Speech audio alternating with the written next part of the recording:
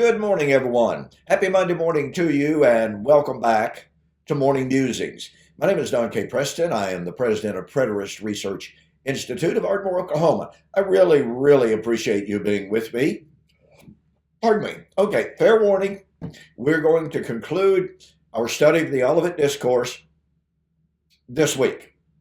I'm going to leave some things hanging that I could go into and discuss, but I'm not going to do that. I'm simply going to point out a couple of different things in closing, Monday through Wednesday. And then next week, we're going to have an introduction to the brand new subject of the feast days of Israel. So here we are. This is going to conclude. And this is video, what, number 866? Is that right? 886 or 86? I can't see it up there. So anyway, it's a bunch. We've been at it almost 5 years, or at least 5 years, something like that. I want to thank you so very much for being faithful in watching the videos. Some wonderful comments have been made and what have you. Now, before I forget, all right, we are at the end of the month here, January 2024. My two-book special this month, We Shall Meet Him in the Air, The Wedding of the King of Kings, and Leaving the Rapture Behind. Go to my website, donkpreston.com, BibleProphecy.com. You've only got a few days left for this, folks. And order these two books, beautiful banner right up at the very top. If you order these books, okay, this is U.S. orders only, okay, but you're going to save over $12. So you want to take advantage of it. Now, since we're going to be doing the feast days, then I'm going to offer once again a very great special on my brand new book, The Resurrection Feast Fulfilled, a study of Israel's last feast days, i.e. Sukkot, and its relationship to the resurrection. I'll be offering that next month, February, and intermittently during the time that we are doing our study on the feast days. Going to have a great price, going to offer another book with it, and you're going to save some really serious money. So again, be watching for that next week. All right. So we've been focused on Matthew chapter 25, 31 and following in our summary. And as I just said, I want to focus on just a couple of closing thoughts here. These are very important. When I read some commentators, when I read books like Steve Gregg's Why Not Full Preterism? By the way, just this last week, it was reported to me, I don't have independent corroboration of this, but it was reported to me that someone was on Steve Gregg's blog and posted some comments supportive of full preterism. Now, mind you, Steve is normally a really easygoing type of guy. He was very cordial, very friendly in our debate. He was kind enough to send me a free copy of his book, called me his friend. This individual came back and reported to me, and again, I have no independent confirmation of this, but this individual posted to me that when he posted on Steve Gregg's page, that Steve got angry immediately and said, you're a member of nothing but an absolute heretical cult, and booted him off. No comments in any way supportive of full preterism allowed. Well, now, I can understand that Steve's blog is not for promoting full preterism, but if it's for discussing the different views of eschatology, even disagreeing with Steve, then that's another matter. It demonstrates to me, if this is true, I want to emphasize this, I have no reason to doubt it, based upon who this individual is, for sure. But if this is true, it seems to me that it's possible that Steve has grown really angry over his inability to answer covenant eschatology. Just thought I'd relay that because it's really sad. But nonetheless, in his book and others in different commentaries, they approach Matthew chapter 25, 31 and following and they engage in a really weird hermeneutic. They go to passages in which there are clear-cut time statements. These things have shortly come to pass. And then they come to Matthew chapter 25, 31 and following, which has no clear-cut and emphatic time statement. And they say, see? Two different events. Folks, that's a horrific hermeneutic. That goes back to that missing word, hermeneutic. It's a negative fallacy that says, well, because X, Y, or Z is missing from this passage over here, then it cannot be the same as this passage over here that contains X or Z or whatever. And once again, ladies and gentlemen, it's really honestly ridiculous. And yet, you find this quite often in scholarly literature. And it's most assuredly present in Steve's book, in which he attempts to delineate between given text, one that has time statements, another that doesn't. Say, see, no time statement over here, it's therefore different. Sorry, that's an untenable, absolutely indefensible hermeneutic. And it would lead to some of the most egregious errors imaginable. Now, why do I say that? Well, because you have the coming of the Son of Man in Matthew 25, 31. Okay? In Matthew 16, 27 and 28, you have the coming of the Son of Man, which by and large, a lot of futurists, amillennialists and postmillennialists say, well, yeah, Matthew 16, 27, 28, that was fulfilled in AD 70. Well, what they do is they play games. Verse 27, that's the end of time coming of the Son of Man. Verse 28 is the coming of the Son of Man in AD 70. But grammatically, that's untenable. It's absolutely false. But what they're doing is they're admitting that we have judgment passages, for instance, like James chapter 5, verse 9. Be patient, therefore, brethren, until the coming of the Lord. The judge is standing right at the door. Imminent judgment. So, how do we delineate between the imminent judgment of James 5? How do we delineate from the imminent judgment of Hebrews chapter 10, verse 37 and following? Now, the one who is coming will come without delay. What was he going to come for? Judgment, salvation, on and on. How many New Testament passages predicted the imminent judgment? 1 Peter chapter 4, verse 5. Christ was, quote, ready, unquote, from the Greek word hitorimos, which means imminently ready. Not only morally prepared, but imminently ready to judge.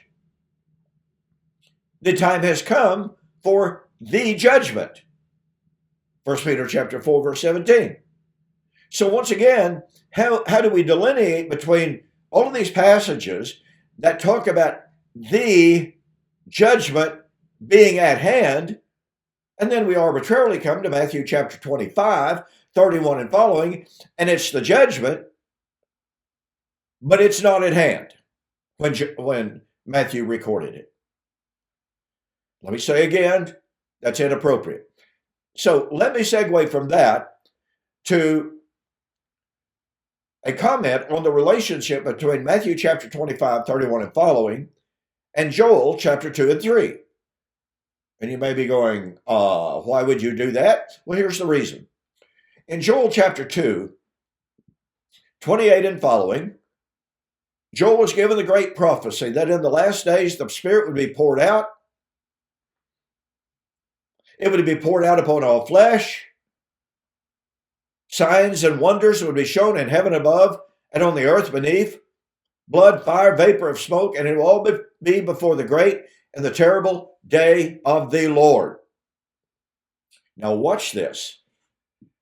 In Joel chapter 3, verse 1 and 2, and it shall come to pass in those days. Well, what days? You do understand, ladies and gentlemen, I'm sure you do, that there are no chapter breaks in the original language. So here is Joel given the prophecy of the last days and the great and terrible day of the Lord. Those days, that day. And what we have is chapter 3, verse 1 and 2 says, and it shall come to pass in those days, and at that time, I will gather all nations to judgment. Okay. Matthew chapter 25, 31 and following is a prediction that at the coming of the Son of Man, all nations shall be gathered before him. I'm not really aware of any singular commentator that says Matthew 25, 31 and following is different from Joel chapter 2 and 3. Okay? Now, please follow me here and catch the power of this. On the day of Pentecost, the Holy Spirit was poured out. Nobody denies that, obviously. Well, actually, Thomas Ice denied that the outpouring of the Holy Spirit on the day of Pentecost was the fulfillment of Joel. He denied it. Anyway, so on the day of Pentecost, the Holy Spirit was poured out. The apostles received the gift of the Holy Spirit. They began to speak with other tongues as the Spirit gave them utterance. They were accused of being drunken. Peter stands up with the other 11 and says, men of Israel, hear these words. These men are not drunken as you suppose, seeing it is but the third hour of the day, but this is that which was spoken by the prophet Joel. Makes it rather difficult to understand how anybody could say, well, no, it wasn't what Joel predicted. It was something like Joel predicted. How do you get something like out of this is that? So what does this mean? Since the Spirit was to be poured out in the last days before the coming of the great and terrible day of the Lord, and Peter says this outpouring of the Holy Spirit that you've just witnessed is what Joel predicted, then that means that they were living in the last days. By the way, it doesn't mean that the last days had begun on that day. That's what I used to believe, but it's not tenable. Just doesn't stand up. So anyway, that means they were living in the last days. And the Holy Spirit was to be poured out in the last days before the coming of the great and the terrible day of the Lord. And at that day, in those days, and at that time, I will gather all nations to judgment. Now watch this. In those days, the day of the Lord, Joel 3:14, decisions, the valley of decision. The day of the Lord is near in the valley of Jehoshaphat, in the day of decision. And so we have people jump up and they say, oh, see, day of the Lord. And the outpouring of the Holy Spirit was hundreds and hundreds of years away from Joel. Therefore, God doesn't see time like we do. And since Jesus in Matthew 25:31 is following, is drawing directly on Joel, that means that that Jesus was drawing on Joel, which said, the day of the Lord is near in the valley of decision, in the valley of Jehoshaphat. You see, ladies and gentlemen, that completely ignores the language. Honestly, completely ignores it. In those days, what days? The last days. Joel was not living in the last days. He never says so. No other Old Testament writer or prophet said they, in the Old Testament times, were living in the last days. But Peter said the last days were present on the day of Pentecost. And by the way, the presence of John as Elijah, as the prophet, meant that the last days had already begun before Pentecost. I hope you can see what's happening here. Joel is speaking of a time far off from him and saying, in those days and in that day, I'll gather all nations to judgment. At the great and terrible day of the Lord, which in those days and in that day will be near.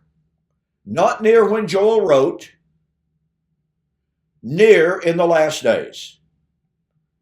Thus, Matthew chapter 25, speaking of the time of the coming of the great and terrible day of the Lord, and since Joel said that in the last days, the great and terrible day of the Lord would be at hand, and since Peter said the last days were near or present in the first century, that means that the great and terrible day of the Lord of Matthew chapter 25:31 was near in the first century.